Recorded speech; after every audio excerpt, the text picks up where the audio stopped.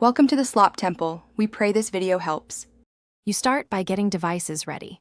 Make sure your iPhone or iPad and the Apple TV or AirPlay 2 compatible TV are on the same Wi-Fi network, because AirPlay and Siri home controls use local networking.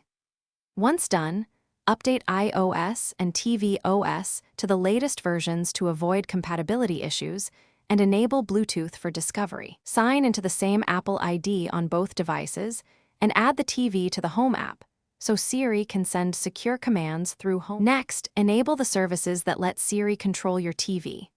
On Apple TV, open Settings, go to AirPlay and HomeKit, enable AirPlay, and assign the device to a room so Siri knows context. On iPhone, open the Home app, add the TV as an accessory, and follow the pairing flow or enter the on-screen code.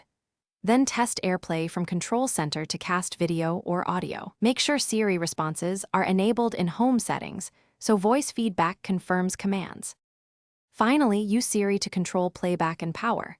Say clear commands like, "Hey Siri, play Ted Lasso on living room TV," or "Hey Siri, stop AirPlay."